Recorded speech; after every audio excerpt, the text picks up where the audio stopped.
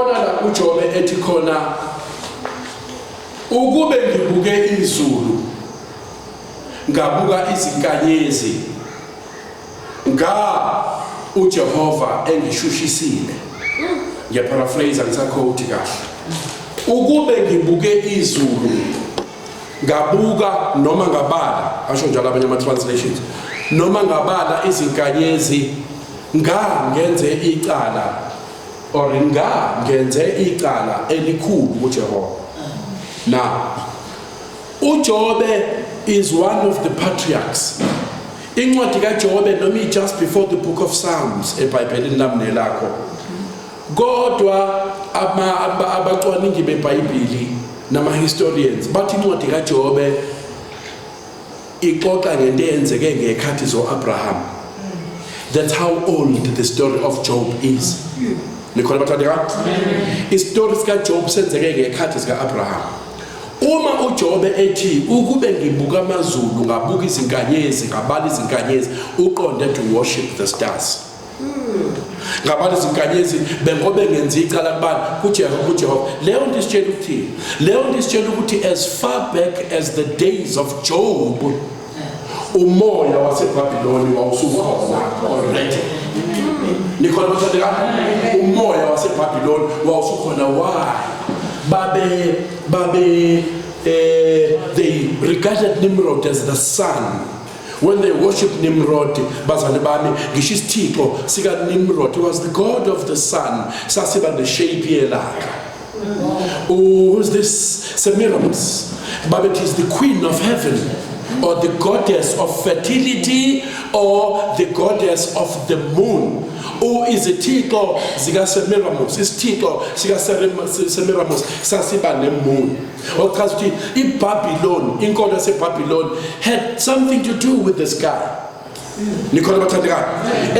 even Job, they understood mabeke bathi bow down to a religion yase Babylon bazobe benza icala uNkulunkulu. Amen bathandeka. Ngicela uqhubeke. Siyahambisana bazalwane? Ngicela uqhubeke ke mina. Ngokuba imikhuba yabantu iyize. Lokhu kugawulwa umuthi ehlathini. Bagawula ini bathandeka? Umuthi ehlathini. Umsebenzi wesandla sesisebenzi ngembazo. Bawenza ube muhle ngesiliva nangegolide. How ima bawugawula bazofaka ukhona bese beyenze njani beyawudeko ukube khulwa ngento eyenzeka namhlanje nomabheluna abezongena ngelanga ukube iBhayibheli libhalwe ngo2018 bekuzofakwa nani khona namabheluna baqhubeka bawubethela ngezipikili nangezando ukuba ungazamazana. Ungumsebenzi okhandiweyo awukhulumi uyathwalwa nokuthwala. Yini uNkulunkulu hey mama ngibuye ngibe excited and ngidisturb yes njalo ngeni mangibuka ama video I repeat this mistake over and over again. Sorry about that. But at isihlahla baphuma bayihlathina ngithi bese njani bese besenze njani bezofaka bese decorate ngegold. Once basifaka endlini, once bas decorator, they believed it was who? Nimrod.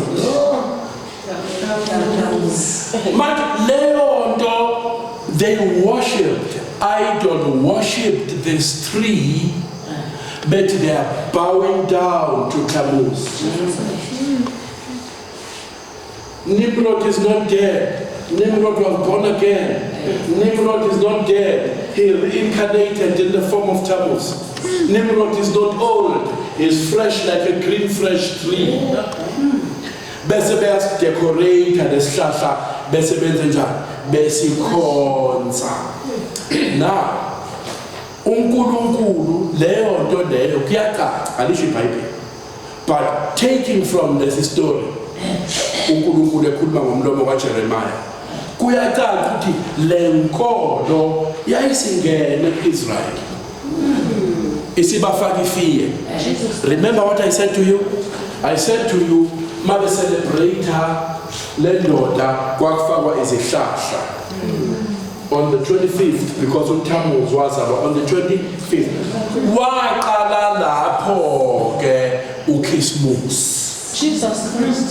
ukuthi wawubizwa ngelinye igama. Mfundisi, kwenzeke kanjani bayi tata thini ngayenzi lethi ufuna ukuphuca iChristmas? Anginiphuci iChristmas. Nginitshela umlando ukuthi iChristmas is not a Christian activity. It's a pagan activity which got Christianized. It was transplanted from the Babylonian religions, uprooted and planted evangelini lobuKristu. Originally, it is not a Christian activity. Siceleleke tata ukwenzeka kanjani ke sithuke sesicelebrate lento ubuza kahle ibenza kuxelele. Amen. Amen. Laba baphatha amanothi nibhali la. Amen. Okay.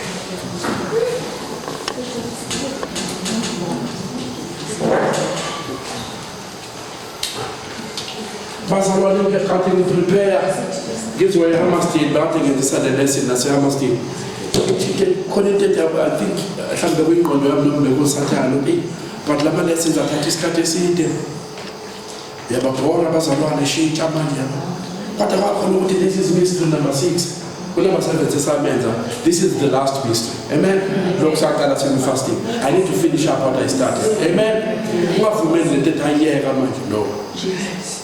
Inhloso ya mystery number 6, the Great Babylon.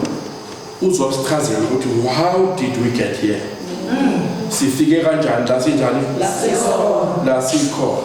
Ngikhulume kunina ngama civilizations. Amen. Uqale ngathini? Bathi Persians. Bathi Persians. Isho bathi Babylonians. The history. Which means kugekho khona iPersian Empire, kwakhona iBabylonian Empire. After the Babylonian Empire, isho Greek or Greek Empire. After the Greek, kwazoba iRoman Empire. Amen. Roman Empire. Roman Empire. Now, ibalulekile lento ukuthi uyazi. Of course, laba bantu babengavoti bazalwane.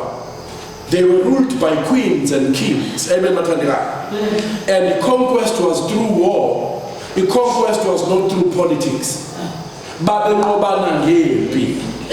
Kulabo phakathi kwenu aba interested lento zo history, zo Bible history and all those things would know ukuthi later on, then would Assyrians here. That would Assyrians Persia. With Assyrians. Zobon Persians again. Both these kingdoms, Bazalwa. Okay. Both the Assyrian and the king and the Babylonian Empire at one point in time in history. Sibabiza the Persian Empire. Amen. Amen. Persian Empire. Amen. Hallelujah. Nothing in the full Lord Mother Son religion. Empires. Of course, some of these empires may take 700 years, others may take 500 years. The Babylonian Empire was strong, it took more than 1,000 years. Now, Amakriki, Bazalwane Bami, laba bantu babe good RDP, babe good networks, the roads, amen. They were skilled, very, very skilled. Almost as figure good Greek Empire, says in intertestamental history between the Old Testament and the New Testament. The Old and the New Testament. Sengena Amakriki.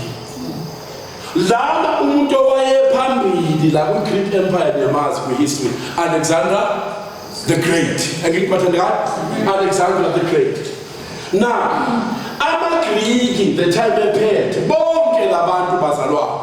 bake bamphatha uSirayeli lezo bazalwane ba bebethi babonile kuThixo uThixo akhipha isizwe sizobashaya sibathumbe and they belonged to that nation. Amen bazalwane ba.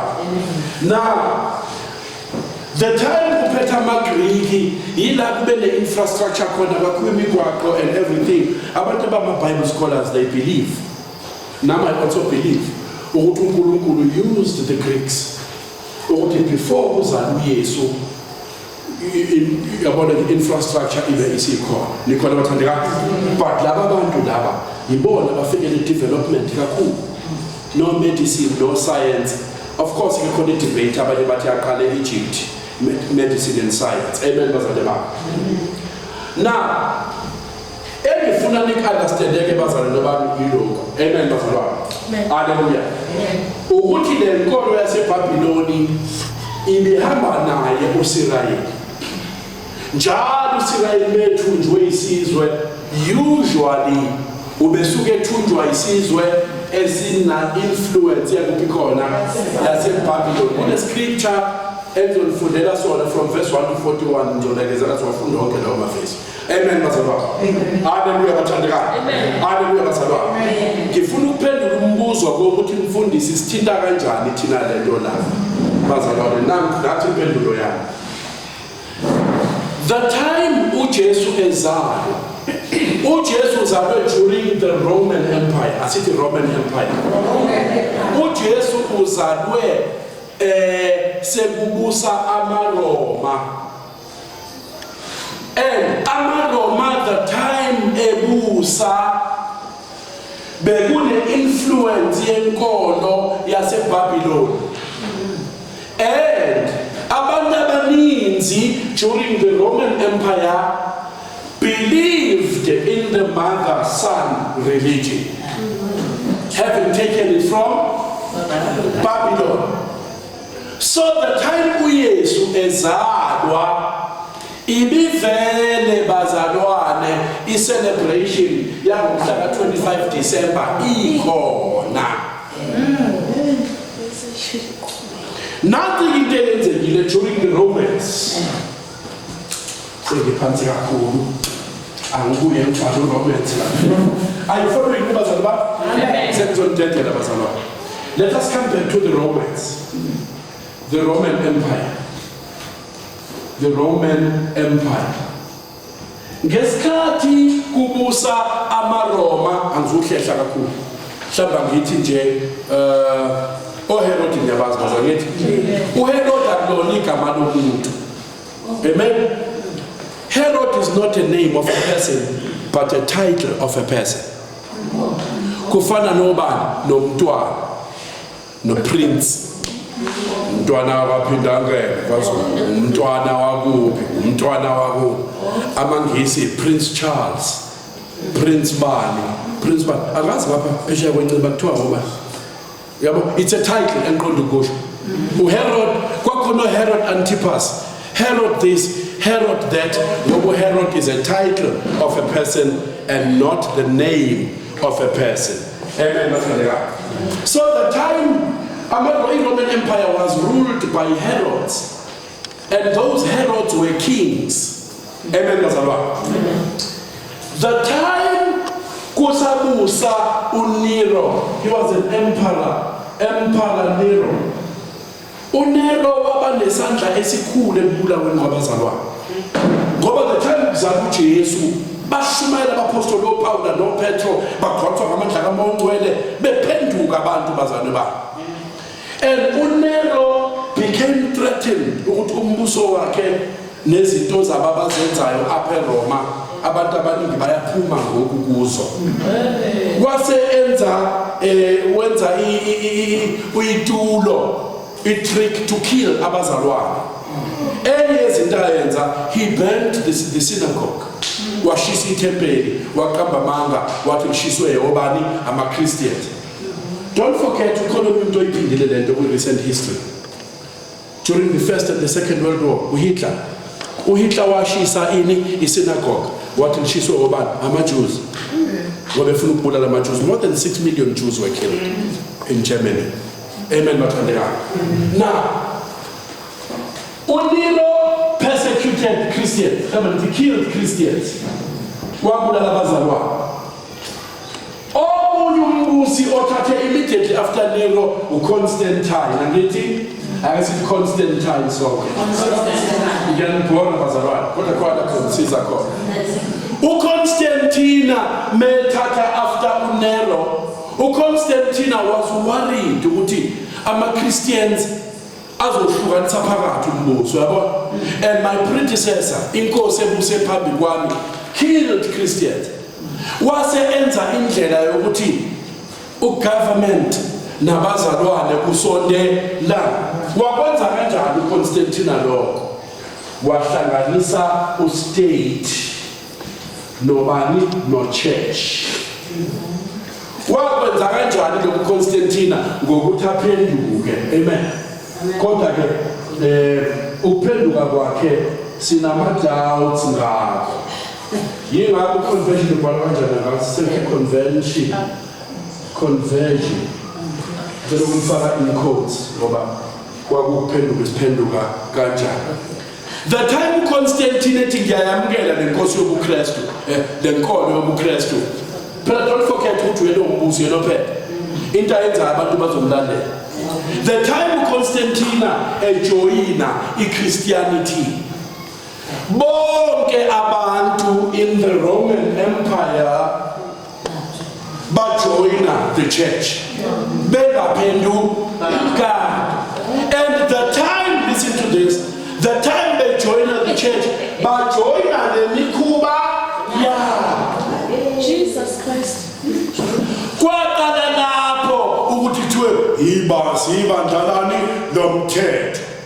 I think I was talking to you last week or then bekusama still ukuthi yilana over the years, of course akwenzekanga overnight konke, but over the years kwashintsha abantu abefundisi batrithwa njengama-magistrates, yabo sekuhlangana uchurch nobani no state, yabo kwaqala manje i-adjudicator umfundisi ulilwa ngantoni ngethu la abazalwane beke bahlabele nje umfundisi eyihlalele ngalena, yabo mhlawumbe saphume saselithi, yabo uyothi mase ngene umfundisi angene ngani ngeprocession sebegqoke leziyazi ngubo. Kusukela ngesikhathi sikaConstantina abashumayeli in fact not exactly later on angibeke kanjalo later on la abefundisi manje sebegqoka the cassock sangithi imjiva like the magistrates and the judges.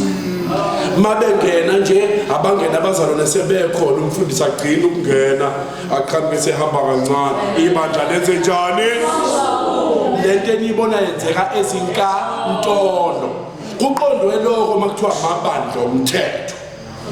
Leyo nto yaqala ngoba sekushade i-state plus church. Yashintsha ne-entry or entrance requirement ngokwecaweni kwaba kusaba ukuphenduka uvele ujoyine. I've got a church history that is very interesting. You know, John Calvin, umsunguli wamaRhabe, uJohn Calvin wakwaboshwa enqaba ukubhabhathiza umntana omncinci kaKing George, wanqaba ukumbhabhathisa uJohn Calvin. Wathi akukho eBhayibhelini ukubhabhathisa ingane encane. Ingane encane iyabusiswa. Wadina uKing George wabopha uJohn Calvin. Wamfaka etilogweni. Kodwa uma kuthiwa church history, sikhuluma ngo-church mainstream, or Catholics, Anglicans, Romans, Lutherans, Mormons. We are talking about the mainstream. Babekhona abazalwane nangesikhathi ibandla nombuso beshada, bakhona abayinqaba lento ukuthi their history is not recorded. Makuxoxwa ngo-church history nje amaKatholiki wona ahamba phambili, yabo. And the popes, Papa, babenesandla esikhulu ekutheni kungene lezi zinto kuChristianity. Labo phakathi bona sebeke baya kwa-Israel ukuyobona la uJesu ahlushwa khona nala uJesu afa khona, ufika uphoxeke sewukhona. Ngoba yonke le ndawo is decorated by izinto zasemaromeni. Yabo yonke yonke le ndawo is decorated by his presence. Mangabe nje uya kwi-trip yakwa Israel uyobona la uJesu ahlushwa khona, you know, Golgotha, nala ahamba khona ethola isiphambano. Kunezinto eziningi abedayisayo lapho, the Sea of Galilee, la uJesu enza khona imiracle, sekudayiswa amanzi ngamabhodlela, kuthiwa Sea of Galilee water, Sea of Galilee water. Dayiswa nodaka lapha uBrian Bartimaeus impumputhi, la uJesu afela khona udaka phansi, walixova ngamathe, wase 8. Ungayibona inyakanyaka lapha. Ufika ube discouraged uma umzalo losindisiwe sewulaphaya. Akuthi uyabona ugqozi lweBhayibheli wena mina. Ufika amaRoma lapha. Iwona in charge. Okay. So ke lana ke the time uConstantine ke engena ebandleni wangena nezinto zomubuso zikagovernment. Yashintsha manje indaba yasenkonzweni yahamba ngokwendlela yestate. Lesi state esasi-influence yinkolo yakhona yaseBabylon. Enye yezinto ipressure ababanayo la sekuyavala abazalwane.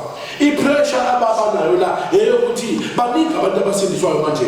Yabo, and story sika Jesu, labantu beqhathwe ngamandla kaMngcwele, uJesu wavuka, and abazalwane they want to celebrate the risen Lord, you know, they want to celebrate ukuzalwa kaJesu. Yabo, nabazalwane manje.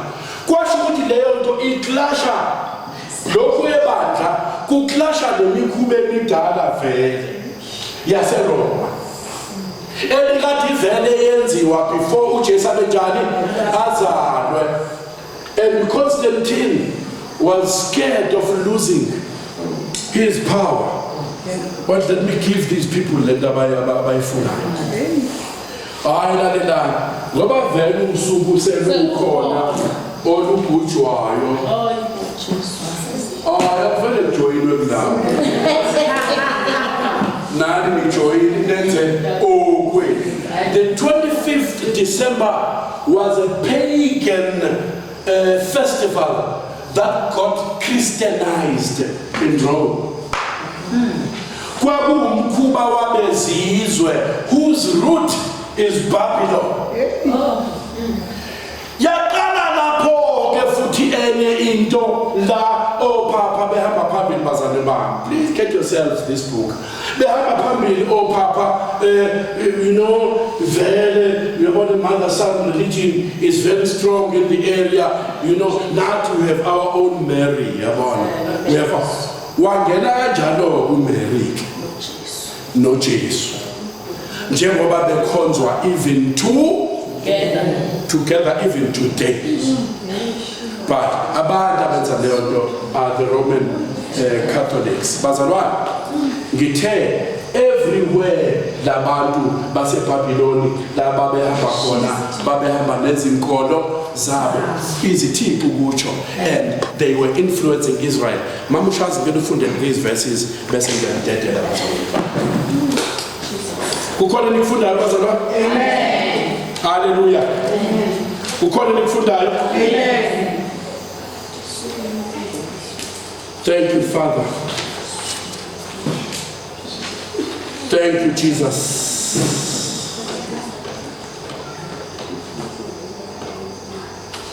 Second Kings chapter 17. Have 7, Second Kings chapter 17. Second Kings chapter 17 says, I know you to be a good reader. Ubona kahle kodwa la. Ngivude nanje. Lesizulu. Amen. Yina ngifuna ukukhombisa yona njengamanje bese siyahlukana. Ngifuna ukunikhombisa ukuthi everywhere uIsrael went. Everywhere the Babylonians went, they took their idols with them. Noma kuphi la amaBhabhiloni ayahamba khona, ayahamba nezithixo zabo. And listen to this. Niyakhumbula ngikhombisa ama-empires.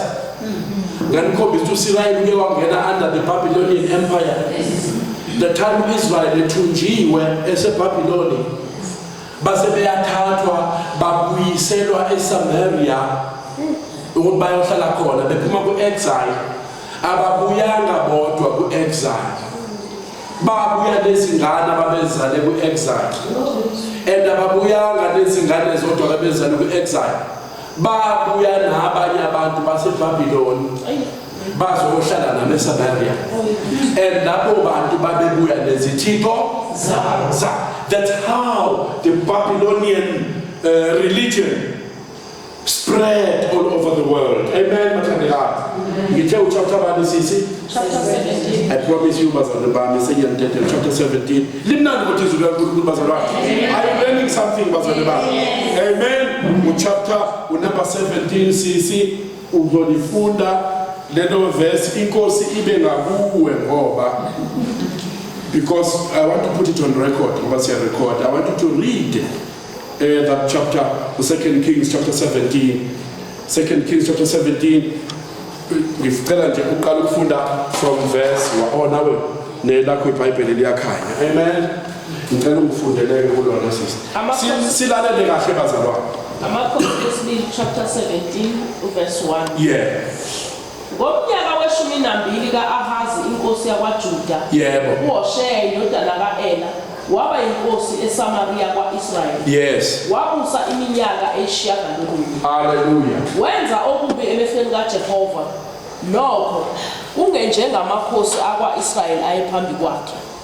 Wenyuka ukulwa naye uShalimaneseri inkosi yase-Asiriya. uHosheya waba isikhonzi sakhe, wathela intela kuye.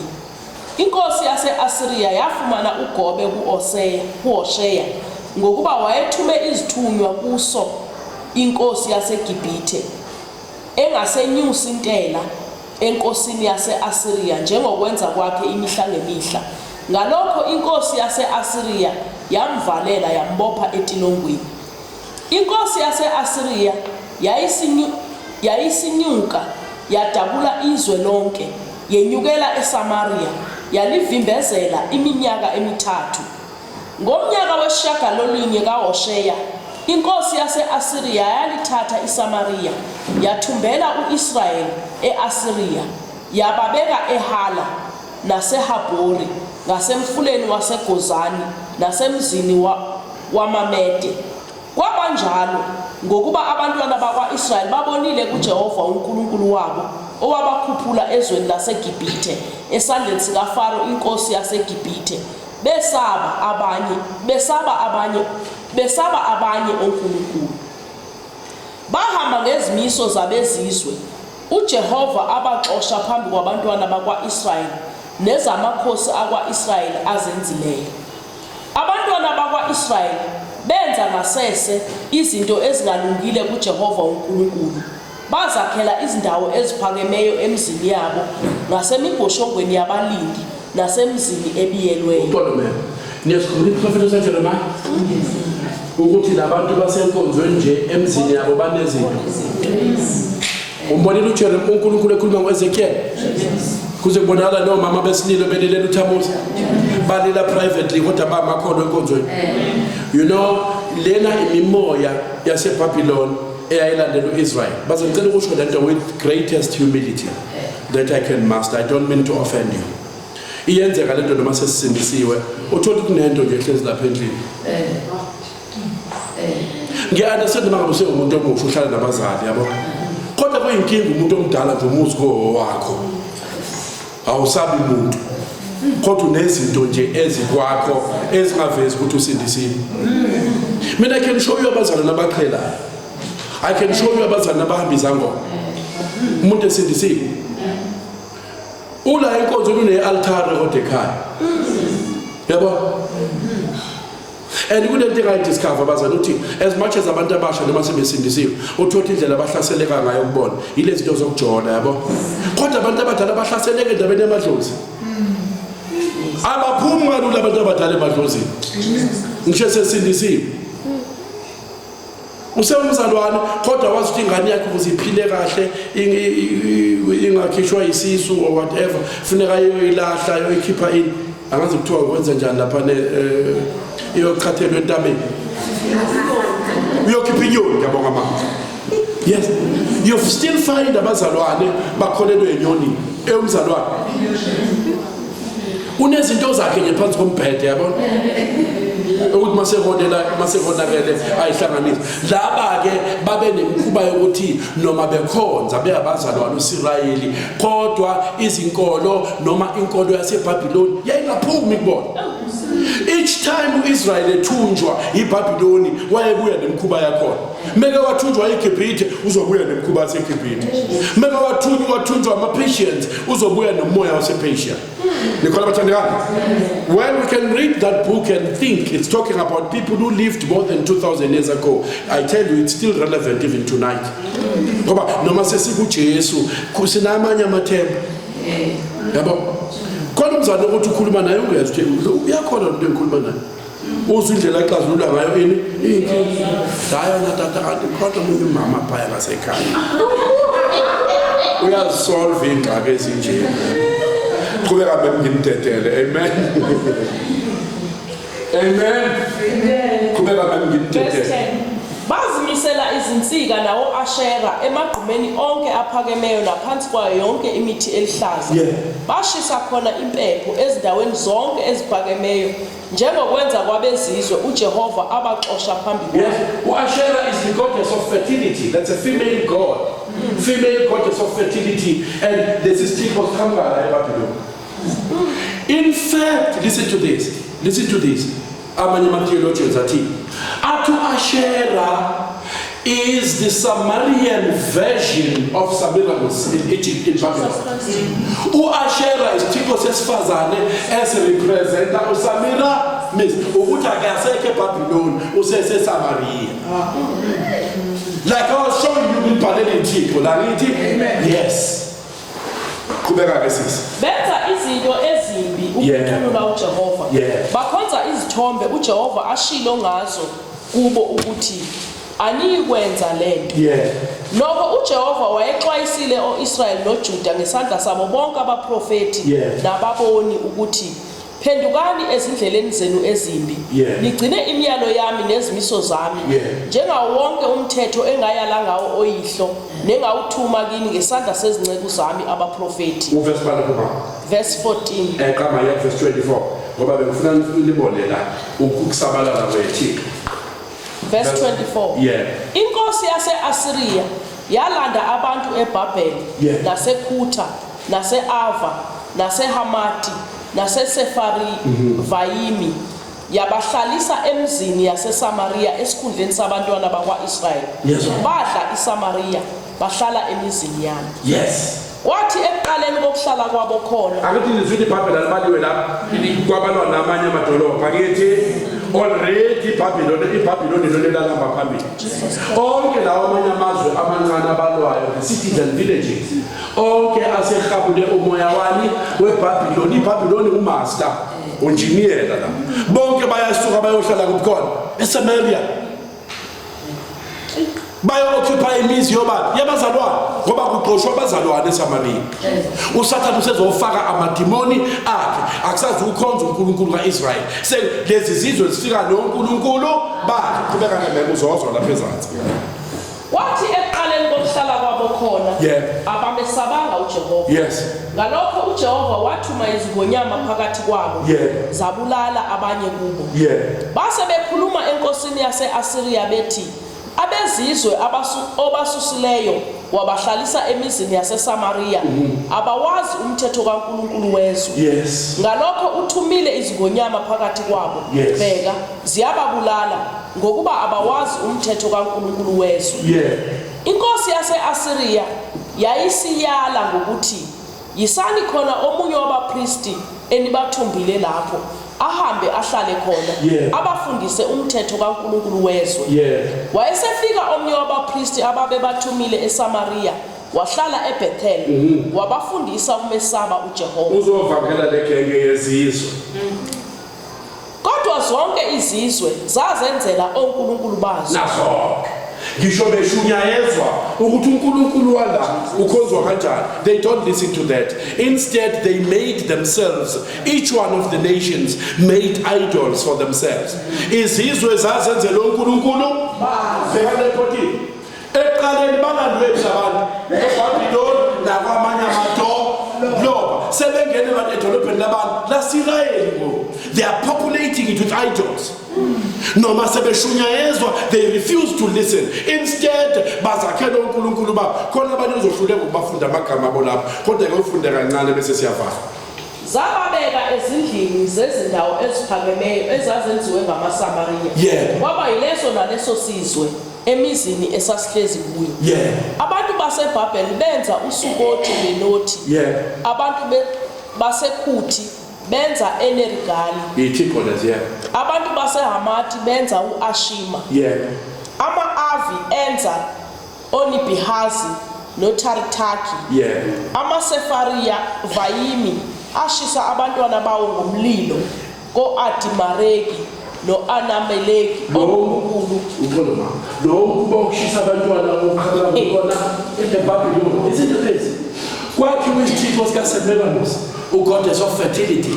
Omama bebethi mabethola abantwana ngathi isithixo sithe, remember to stay umother son relative. Umama kwakune statue esikhulu sikaSemiramis, the goddess of fertility, the queen of heaven. Isithixo sakhe ekanje, omama bafike babeka abantwana kuye bese bekhuleka kuyena. Bona mabeqeda ukukhuleka, umpristi owayesebenza ethempelini likaSemiramis amthathe lo mntwana ayomshisa emnikela kubani? kuSemiramis. Le nkhubo ibona isondela kuSirayeli ngoku isiseSamaria, but is coming all the way from Babylon. Memu ziningi kakhulu ithixo ezilapha noziqedela emakhaya. Amen bathandekayo. Yini ebenzama ukuyiveza kuni nabazalwane ukuthi everywhere the Babylonians went, they took with them their idols. Right down to the Roman Empire, to Rome itself. And yiwona ama-Babylonians influence the Catholic religion. Bonke labantu ekukhothanya ukubona bakhuleka ukubona. Bonke labantu ebazali bami ngake ngaya lapha kule nkonzo ubuye amadolo emangaka. Bawungajwayele ukuyakho. Kodwa ke ngangayanga ngoba ngihlosile. Dala kwamashu lapha abazali ekhaya sasidlala ibhola egcekeni eliseduze kwesonto, yabona. Kanti isonto lamaRoma ngisengumfana omncane ngazi lutho. Tala bekhiwe ndekangake yana kanti icawe elikhulu kumaRoma. Sidlala ibhola ugcwele idust sigqoke ikhindi siyabuka. Yabona leyo fascination mawumuntu umntana omncane. Kwenzekani phaya yabona? Ngibabona mase bezongena eminyango baba serious yabona. Kwakufika umlungu owayephethe isithombe sikaJesu emiphandle komnyaka. Before ungene wenza njani? Uqabule. Umlungu usiphethe lesithixo lokesisula ngethawula la uqabule khona uyasula. Singane encane ngibona mase besondela kulotata ba serious akazi kuqhubeka ake siyobona yabo sangena kwi-queue nathi ukuqhuba i-queue yasonto lebo ntenziwa yingane bazalwane nalabantu abancinci bake bangena esikhonza ngenibona sasenza into enjalo nathi yabo kodwa bathi abantu baba serious yabo asondele kunobaba sikhona bafike bayenze yabo sifuna ukuyobona sangena kwi-queue uphethe isithombe sikaJesu lo mlungu yabo bafike baqabule bese beka isandla sakhe phezu kwabo badlule bangene bafike bagobe baqabule asule ngethawula bangene awu nathi ke salandela nabafundi awu saqabula nathi sangene bazalwane iy'thombe zazilenga odongeni niyayazi bazalwane iy'thombe zazilenga odongeni nithandaza nibheke kulesi nibheke kulesi niqede nibheke osantabani bazalwane lokhu ngikusho ngoba nithanda uJesu anithanda amasonto enu bakhona abanye mawukhuluma kabi ngesonto adino kodwa mawukhuluma kabi ngoYesu ahleke bengeke ngiphume nobala nginifundise kanje ukuba nisiba abantwana bakaNkulunkulu Be careful of those things. Those things are ungodly. Those things are unscriptural. Lezo zinto azikho ezwini. Okuningi abakwenzayo kukhamba. eJerusalem lapha kuzalwa uJesu ngesikhathi amaRoma bazalwane bami umbuso wamaRoma kuhlangana ibandla nestate no government. Abantu from that day abahamba phambili ophapha. Makhulunywa nge-church history akhulunywa ngamandla evangeli incwadi yezenzo uPawulu. No. Makhulunywa nge-church history kukhulunywa ngomaRomeni, o-Anglikani, o-Amacawani, omthetho. Akhulunywa ngale nonsense yethu emembers. I'm sorry brother. But ngizama ukusho ukuthi mabethi church basho mainstream church. Abasha bazalwane bosindiso abahamba ngokwezwi laNkulunkulu. But I can tell you here and now ukuthi abazalwane even during these days bakhona bayinqaba lento.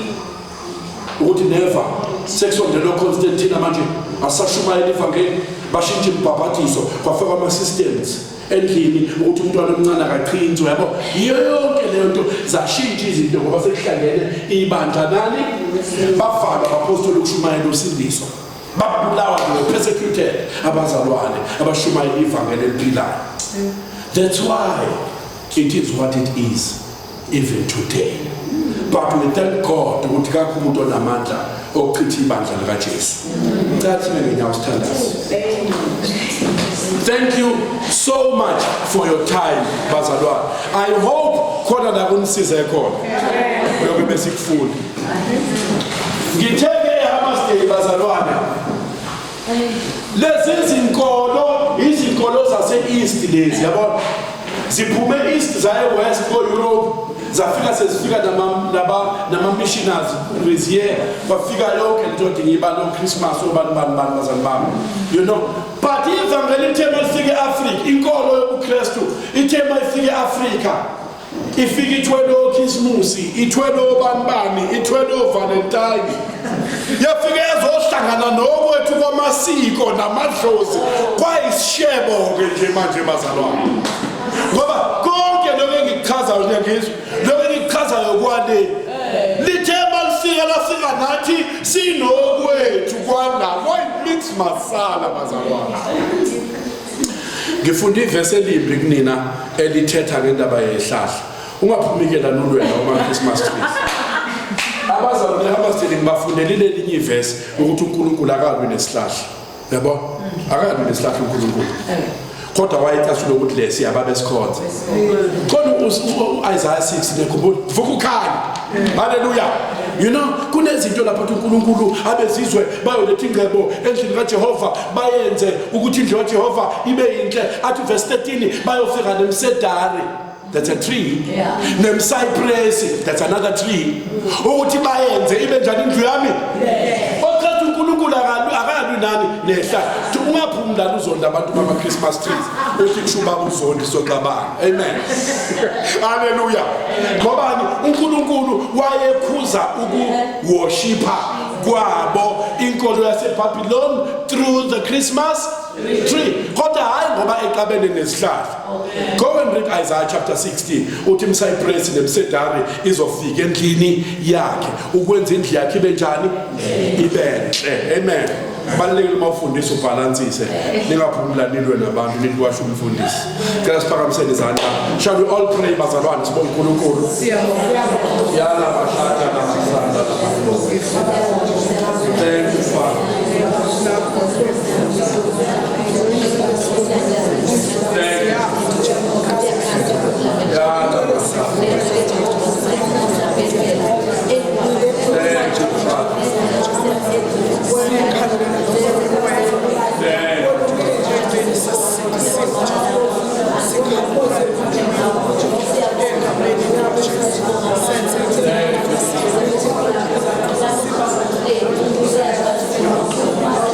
Thank you.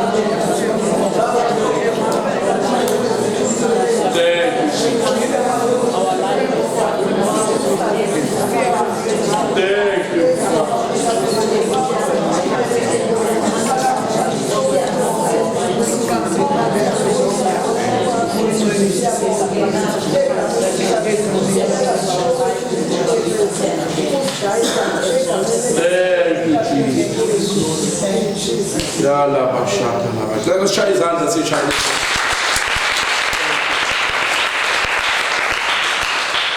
Thank you, Father. Siyabonga uNkulunkulu bazalwane ngikholwa ukuthi khona nikufundile namhlanje.